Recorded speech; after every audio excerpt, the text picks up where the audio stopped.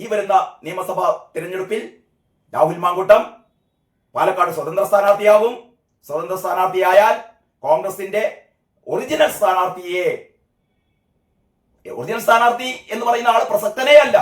ആ രീതിയിൽ രാഹുൽ മാങ്കൂട്ടം മിന്നുന്ന വിജയം പാലക്കാട് നേടുമെന്നുള്ളതിൽ യാതൊരു സംശയമില്ല. കാരണം ഇപ്പൊ ഏറ്റവും പുതുതായിട്ട് കേരളത്തിലെ രാഷ്ട്രീയ സംഭവ വികാസങ്ങളെ കുറിച്ച് ഏറ്റവും കൃത്യമായ നിലപാടെടുക്കുന്നത്, ഏറ്റവും ശക്തമായ നിലപാടെടുക്കുന്നത് രാഹുൽ മാങ്കൂട്ടമാണ്. കോൺഗ്രസിൽ നിന്ന് പുറത്താക്കിയ രാഹുൽ മാങ്കൂട്ടമാണ്. ഇപ്പൊ എനിക്ക് തോന്നുന്നത് നമ്മുടെ അടൂർ പ്രകാശിനെ ഈ SIT ചോദ്യം ചെയ്യാൻ വേണ്ടി പോകുന്നു എന്നൊക്കെ പറഞ്ഞു കഴിഞ്ഞപ്പോഴാണ് രാഹുൽ മാങ്കൂട്ടത്തിന്റെ ഒരു ഫേസ്ബുക്ക് പോസ്റ്റ് വന്നത്. എടോ പോലീസേ, എടോ SIT ധൈര്യമുണ്ടെങ്കിൽ കേരളോ ക്ലിഫ് ഹൗസിലേക്ക് എന്നാ പറഞ്ഞത്. പണ്ടേ പിണറായി വിജയനെ എടോ പിണറായി വിജയ എന്ന് വിളിക്കാൻ തന്റെ എണ്ണം കാണിച്ച രാഹുൽ മാങ്കൂട്ടം പുറത്തിരുന്നുകൊണ്ട് പറയാണ് അടൂർ പ്രകാശിനെ തൊടണ്ട, അടൂർ പ്രകാശിനേക്കാൾ ആദ്യം കയറേണ്ടത് ക്ലിഫ് ഹൗസിലേക്കാണ് എന്ന് അതിരൂക്ഷമായ ഭാഷയിൽ പ്രതികരിച്ച ആളാണ് രാഹുൽ മാങ്കൂട്ടം കേട്ടോ. അതിനുശേഷം നിരവധിയായ ഇത്തരത്തിലുള്ള ഫേസ്ബുക്ക് പോസ്റ്റുകൾ, ഏറ്റവും അവസാനത ഇപ്പൊ റീത്ത് വെച്ചല്ലോ കഴിഞ്ഞ ദിവസം നമ്മുടെ വീണ ജോർജിന്റെ ഔദ്യോഗിക വസതിയിൽ യൂത്ത് കോൺഗ്രസ്സുകാർ റീത്ത് കൊണ്ടുവച്ചപ്പോ കോൺഗ്രസിലെ കടൽ കിഴവന്മാർ പറഞ്ഞു അതൊന്നും നമ്മുടെ രീതിയല്ല. രമേശ് ചെന്നിത്തല പറഞ്ഞു, VD സതീശൻ പറഞ്ഞു അങ്ങനെയൊന്നും ചെയ്യരുത്. പക്ഷെ ജനീഷ് യൂത്ത് കോൺഗ്രസിന്റെ സംസ്ഥാന പ്രസിഡന്റ് ജനീഷ് പറഞ്ഞു അക്കാര്യത്തിൽ ആരും ഇടപെടണ്ട, ഞങ്ങളുടെ സമരരീതി ഞങ്ങൾ തീരുമാനിക്കുമെന്ന് പറയണ്ടേ. പക്ഷെ അതിനേക്കാൾ അപ്പുറത്തേക്ക് അതിശക്തമായ ഭാഷയിൽ എന്തൊക്കെയാണ് ഇവിടെ CPM നടത്തിയ തോന്നിവാസങ്ങൾ എന്ന് അക്കമിട്ട് പറഞ്ഞുകൊണ്ട് വെക്കേണ്ടതാണ് റീത്ത് എന്ന് കൃത്യമായ നിലപാട് രാഹുൽ മാങ്കൂട്ടം എടുക്കുകയാണ് കേട്ടോ. അത് സംബന്ധിച്ച് ഞാൻ അടുത്ത വേറൊരു വീഡിയോ ചെയ്യുന്നുണ്ട്. അതുകൊണ്ട് അതിന്റെ കൂടുതൽ വിശദാംശങ്ങളിലേക്ക് ഞാൻ കടക്കുന്നില്ല. എന്ന് പറഞ്ഞാൽ പുറത്താക്കപ്പെട്ട രാഹുൽ മാങ്കൂട്ടം അകത്തുള്ള കോൺഗ്രസിന്റെ നേതാക്കന്മാരെക്കാൾ അതിശക്തനാണ്. രൂക്ഷമായ ഭാഷയിൽ പ്രതികരിക്കുന്നുണ്ട്. CPM-ന് ഇപ്പോഴും പേടി പുറത്തു നിൽക്കുന്ന രാഹുൽ മാങ്കൂട്ടത്തെയാണ്. ആ പുറത്തു നിൽക്കുന്ന രാഹുൽ മാങ്കൂട്ടം ഏറ്റവും മികച്ച വിജയത്തോടെ സ്വതന്ത്ര സ്ഥാനാർത്ഥിയെ തിരിച്ചു വരും. സ്വതന്ത്ര സ്ഥാനാർത്ഥിയെ വന്നു കഴിഞ്ഞാൽ അന്ന് കോൺഗ്രസുകാർ രാഹുൽ മാങ്കൂട്ടത്തെ ഏറ്റെടുക്കും, അഡോപ്റ്റ് ചെയ്യും എന്ന് പറഞ്ഞാൽ അബ്സോർബ് ചെയ്യും, പാർട്ടിയിലേക്ക് എടുക്കും. അപ്പോൾ അടുത്ത നിയമസഭയിൽ രാഹുൽ മാങ്കൂട്ടം ഉണ്ടാകും. ഉറപ്പിച്ചോട്ടോ. പിണറായി വിജയനൊക്കെ അന്ന് പ്രതിപക്ഷത്തിരിക്കുകയായിരിക്കുമല്ലോ. പിണറായി വിജയൻ തന്നെ പ്രതിപക്ഷത്തിരിക്കുമെന്ന് നമുക്കൊരു ഉറപ്പില്ല. എന്തായാലും പിണറായി വിജയൻ എങ്ങനെയെങ്കിലൊക്കെ രക്ഷപ്പെടുന്നതാണ് ഞാൻ വിചാരിക്കുന്നത്. മരുമോനൊന്നും രക്ഷപ്പെടാൻ പോകുന്നില്ല. അങ്ങനെ പ്രതിപക്ഷത്തിരിക്കുന്ന ദുർബലനായ പിണറായി വിജയന്റെ മുഖത്ത് നോക്കി പിണറായി വിജയനെ വിറപ്പിക്കാൻ പുലിക്കുട്ടിയായി രാഹുൽ മാങ്കൂട്ടം വരും. ഒരു സംശയമില്ല കേട്ടോ, ഒരു സംശയം. എല്ലാവർക്കും നമസ്കാരം. വാർത്താവിശേഷങ്ങളുടെ പുതിയൊരു എപ്പിസോഡിലേക്ക് സ്വാഗതം. തിരഞ്ഞെടുപ്പ് പ്രചാരണങ്ങൾക്ക് കേരളത്തിൽ തുടക്കം കുറിച്ചിരിക്കുന്നു എന്നുള്ളതാണ് ഏറ്റവും പുതിയ വാർത്ത. നേമത്ത് രാജീവ് ചന്ദ്രശേഖർ ചുമരെഴുത്തുമായി മുന്നോട്ട് പോവുകയാണ്. സ്ഥാനാർത്ഥിയുടെ പേര് അതിൽ എഴുതിയിട്ടില്ല എന്ന് മാത്രമേ ഉള്ളൂ. ബാക്കി കാര്യങ്ങളൊക്കെ എന്ന് പറഞ്ഞാൽ ഔദ്യോഗികമായി രാജീവ് ചന്ദ്രശേഖർ ആണ് നേമത്തെ സ്ഥാനാർത്ഥി എന്ന് പ്രഖ്യാപിച്ചിട്ടില്ല. പക്ഷെ ഏതാണ്ട് തത്വത്തിൽ തീരുമാനമായി. ആ രീതിയിൽ നേമത്ത് ഒരുപക്ഷെ കേരളത്തിൽ ആദ്യമായിട്ട് ഒരു നിയോജക മണ്ഡലത്തിൽ പ്രചാരണം തുടങ്ങിക്കഴിഞ്ഞു എന്നുള്ള വാർത്തയാണ് ഇന്നറിഞ്ഞത്. ഈ വീഡിയോയിൽ ഞാൻ ചെയ്യാൻ വേണ്ടി ഉദ്ദേശിക്കുന്ന ഏറ്റവും പ്രധാനപ്പെട്ട കാര്യം എന്ന് പറയുന്നത് കേരളത്തിലെ ഏറ്റവും പ്രധാനപ്പെട്ട ഒരു മണ്ഡലമായ പാലക്കാട് എന്താണ് സംഭവിക്കാൻ പോകുന്നത് എന്നുള്ളതാണ്. എല്ലാവരും വളരെ താല്പര്യത്തോടെ അറിയാൻ വേണ്ടി ആഗ്രഹിക്കുന്നത് പാലക്കാട് രാഹുൽ മാങ്കൂട്ടം മത്സരിക്കുമോ എന്നുള്ളതാണ്. വളരെ കൃത്യമായി ഞാനൊരു കാര്യം പറയുകയാണ്. ഈ വരുന്ന നിയമസഭാ തിരഞ്ഞെടുപ്പിൽ രാഹുൽ മാങ്കൂട്ടം മത്സരിക്കും. ഉറപ്പാണ്. 100%, 100 അല്ല 101% ഉറപ്പാണ്. പാലക്കാട് രാഹുൽ മാങ്കൂട്ടം മത്സരിക്കും. എന്തുകൊണ്ട് മത്സരിക്കും? രാഹുൽ മാങ്കൂട്ടം ഈ തിരഞ്ഞെടുപ്പിൽ മത്സരിച്ചില്ല എങ്കിൽ കേരള രാഷ്ട്രീയ ഭൂപടത്തിൽ നിന്ന് രാഹുൽ മാങ്കൂട്ടം എന്ന് പറയുന്ന യുവ നേതാവ് അപ്രത്യക്ഷനാകും. ഒരു സംശയമില്ല. രാഹുൽ മാങ്കൂട്ടം കേരള രാഷ്ട്രീയത്തിൽ നിലനിൽക്കണമെങ്കിൽ ഒരൊറ്റ വഴിയേ രാഹുലിന് മുന്നിലുള്ളൂ. മത്സരിച്ചേ തീരൂ. അപ്പൊ നിങ്ങൾ ചോദിക്കും, കോൺഗ്രസ് രാഹുൽ മാങ്കൂട്ടത്തെ തിരിച്ചെടുക്കുമോ?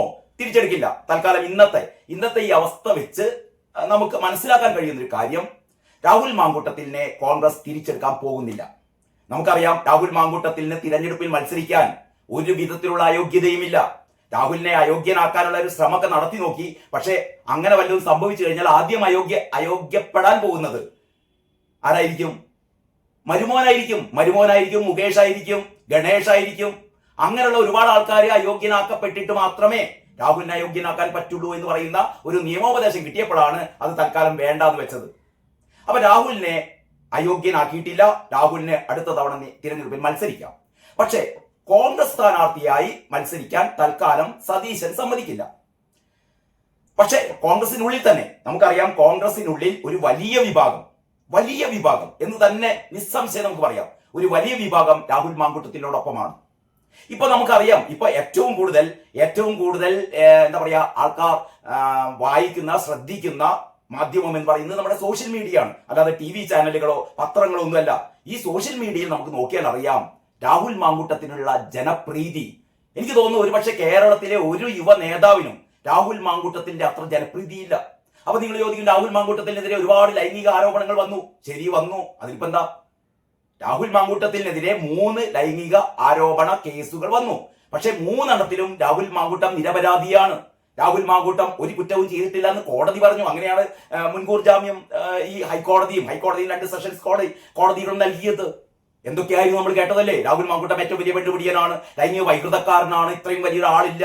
ഈ വിവരമൊക്കെ കേട്ടാൽ അമേരിക്കയിൽ പോലും ഇങ്ങനെ ഒരു സംഭവം ഇല്ല എന്നൊക്കെയാണ് നമ്മുടെ റിനി ആൻ ജോർജ് ഒക്കെ പറഞ്ഞത്. ഏറ്റവും വലിയ രസം, റിനി ആൻ ജോർജിനെ കാണാനില്ല.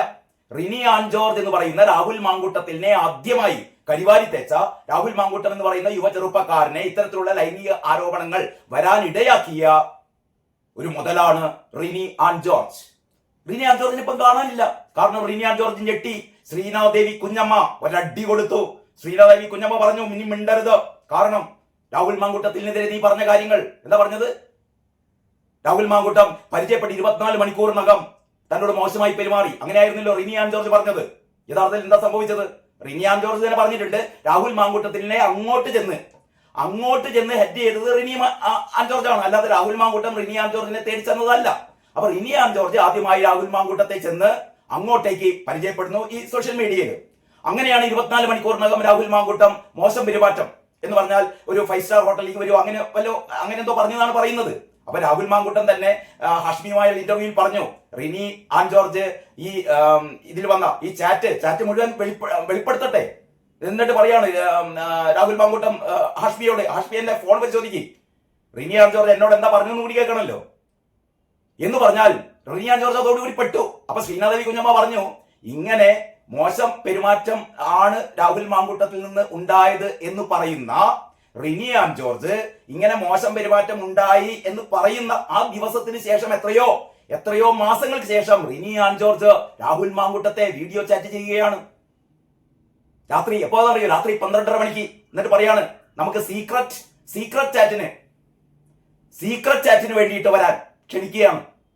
എന്നിട്ട് പറയാണ്, ശ്രീനാദേവി കുഞ്ഞമ്മ പറയുന്നു, എന്റെ കയ്യിൽ തെളിവുകളുണ്ട്. അതോടുകൂടി റിനി ആൻ ജോർജ് എന്ന് പറയുന്ന രാഹുൽ മാങ്കൂട്ടത്തിനെതിരെ ഉറഞ്ഞു തുള്ളിയ റിനി ആൻ ജോർജിനെ കാണാനില്ല. മറ്റൊരാളാണ് ഈ കോൺഗ്രസിനുള്ളിൽ തന്നെയുള്ള ഷഹനാസ്, MA ഷഹനാസ് എന്ന് പറയുന്ന എന്തോ യൂത്ത് കോൺഗ്രസിന്റെ ഇവരുടെ സാംസ്കാരിക വിഭാഗത്തിന്റെ എന്തോ നേതാവാണ് എന്നൊക്കെ പറയുന്നു. എനിക്കറിയില്ല. അവരാണ് പറഞ്ഞത് രാഹുൽ മാങ്കൂട്ടത്തിനെതിരെ എന്താ പറയാ പെണ്ണുപിടിയാൻ കോഴി അല്ലേ. ഇപ്പൊ റിനി ആൻ ജോർജ് ഈ ഷഹനാസിനെ കാണാനില്ല. കാരണം എന്താണ്? ഷഹനാസിന് അറസ്റ്റ് ചെയ്യാൻ പോവുകയാണ്. കാരണം ഷഹനാസ് VR സുധീഷിനെതിരെ, കേരളീയരുടെ പ്രിയപ്പെട്ട സാഹിത്യകാരനായ VR സുധീഷിനെതിരെ ലൈംഗിക ആരോപണം ഉയർത്തിയ ഷഹനാസിനെതിരെ VR സുധീഷ് കോടതിയിൽ കേസ് കൊടുത്തു. തന്നെ അപകീർത്തിപ്പെടുത്തുകയാണ്. കാരണം ഷഹനാസിന്റെ സ്ഥിരം സ്വഭാവമാണിത്. അപ്പൊ VR സുധീഷ് വളരെ കൃത്യമായി തന്നെ എന്താ പറയാ ഇല്ലാത്ത കഥകൾ ഉണ്ടാക്കി ഈ ഷഹനാസ് എന്ന് പറയുന്ന ആള് എന്നെ അപകീർത്തിപ്പെടുത്തി എന്ന് പറഞ്ഞിട്ട് കോടതിയിൽ ഹർജി ഫയൽ ചെയ്തു. അതനുസരിച്ച് കോടതി ഇപ്പൊ ജാമ്യമില്ല വാറണ്ട് പുറപ്പെടുവിച്ചിരിക്കുകയാണ്. മിക്കവാറും ഷഹനാസ് അകത്താവും. എന്ന് പറഞ്ഞാൽ രാഹുൽ മാങ്കൂട്ടത്തെ അകത്താക്കാൻ വേണ്ടി ശ്രമിച്ച ഷഹനാസും റിനി ആൻ ജോർജൊക്കെ അകത്താൻ പോവുകയാണ്. അപ്പോൾ സ്ഥിതി ആകെ മാറുകയാണ്. രാഹുൽ മാങ്കൂട്ടത്തിന് ഫുൾ ജനങ്ങളുടെ സപ്പോർട്ട്.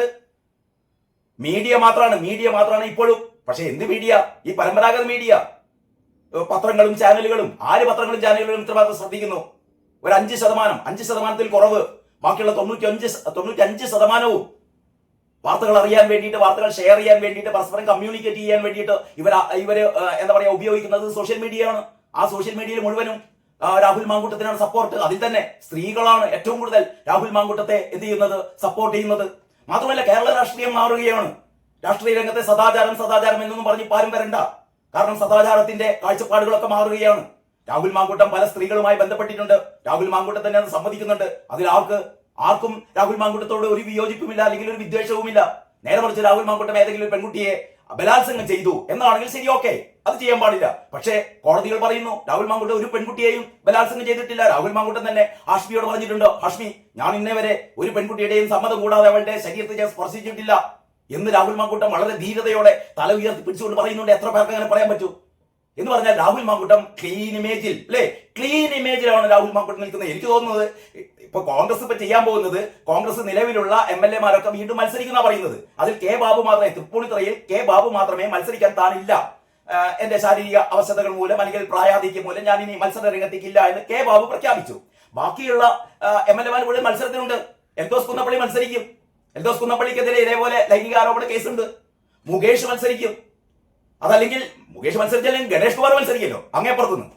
CPM-ൽ ഈ LDF-ൽ നിന്ന് ഗണേഷ് കുമാർ എന്തായാലും മത്സരിക്കും.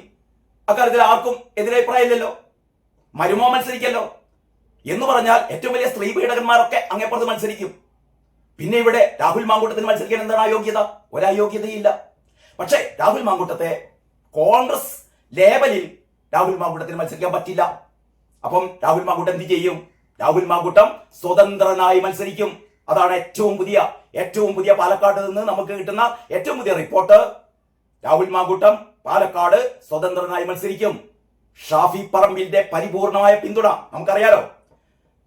VD സതീശൻ എന്തൊക്കെ കളിച്ചാലും ഷാഫി പറമ്പിലിനെ മറികടക്കാൻ VD സതീശനാവില്ല. നമ്മൾ കണ്ടതാണല്ലോ. നവയുഗ എന്താ പറയാ യാത്രയിൽ കുറ്റ്യാടിയിലൊക്കെ സംഭവിച്ച സ്നേഹത്തള്ളലൊക്കെ നമ്മൾ കണ്ടതാണ്. എന്ന് പറഞ്ഞാൽ VD സതീശനെ അധികം തുള്ളാൻ ഷാഫി പറമ്പിൽ സമ്മതിക്കില്ല.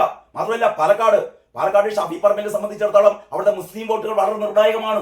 ഷാഫി പറമ്പിലാണ് വളരെ ശക്തമായി രാഹുൽ മാങ്കൂട്ടത്തിന്റെ കൂടെ നിൽക്കുകയാണ് എങ്കിൽ ആ മുസ്ലിം വോട്ടുകളൊക്കെ രാഹുൽ മാങ്കൂട്ടത്തിന്റെ പെട്ടിയിൽ വീഴും. കോൺഗ്രസിൽ ഇപ്പൊ മത്സരിക്കാൻ പോകുന്നത് ഈ കനകോലൂരിന്റെ റിപ്പോർട്ടൊക്കെ അനുസരിച്ച് മറ്റേ കണ്ണൻ ഗോപിനാഥാണ് എന്ന് കേൾക്കുന്നു. IAS-കാരനായ കണ്ണൻ ഗോപിനാഥ് പാലക്കാട് മത്സരിക്കുകയാണെങ്കിൽ എനിക്ക് തോന്നുന്നു കണ്ണൻ ഗോപിനാഥിന് കോൺഗ്രസ്സുകാരുടെ ഒരു വോട്ടും കിട്ടാൻ പോകുന്നില്ല. ആ വോട്ടുകളൊക്കെ രാഹുൽ മാങ്കൂട്ടത്തിന്റെ പെട്ടിയിൽ തന്നെ വീഴും. പിന്നെ CPM-ന്റെ അവിടെ എന്തോ ഡെമോക്രാറ്റിക് മാർക്സിസ്റ്റ് പാർട്ടി എന്നൊക്കെ പറഞ്ഞൊരു പാർട്ടി നമ്മുടെ PK ശശിയുടെ നേതൃത്വത്തിൽ അവിടെ ഈ വിഘടിച്ചു നിൽക്കുന്ന CPM-കാരുടെ ഒരു പാർട്ടിയൊക്കെ അവിടെ സജീവമായിക്കൊണ്ടിരിക്കുകയാണ് കേട്ടോ പാലക്കാട്. അങ്ങനെയാണെങ്കിൽ അവരുടെ വോട്ടും കിട്ടും രാഹുൽ മാങ്കൂട്ടത്തിന്. ഒരു പ്രയാസവും. രാഹുൽ മാങ്കൂട്ടം കഴിഞ്ഞ ഈ ഉപതെരഞ്ഞെടുപ്പിൽ ഏതാണ്ട് 18,000 വോട്ടിന്, അല്ലെ, 18,000 വോട്ട്, നമുക്ക് അതിന്റെ കൃത്യമായ ആ വോട്ടിന്റെ കണക്കൊന്ന് നോക്കാം. 2024 ബൈ ഇലക്ഷനിൽ രാഹുൽ മാങ്കൂട്ടത്തിന് കിട്ടിയ വോട്ട് എത്രയാണെന്നറിയോ? 58,359 വോട്ടാണ് കിട്ടിയത്. C കൃഷ്ണകുമാറിന് കിട്ടിയത് 39,549 മാത്രം. എന്ന് പറഞ്ഞാൽ 18,840 വോട്ടിനാണ് കഴിഞ്ഞ തവണ രാഹുൽ മാങ്കൂട്ടം അതിഗംഭീരമായ വിജയം പാലക്കാട് നേടിയത് കേട്ടോ. ഡോക്ടർ സരീന് കിട്ടിയത് എത്രയാണെന്ന് അറിയോ? 37,293 കിട്ടിയിട്ടുള്ളൂ. 3-ാം സ്ഥാനത്ത് സരീൻ. അപ്പൊ ആ കാര്യം നമുക്ക് നോക്കാനില്ല. നമുക്ക് 2021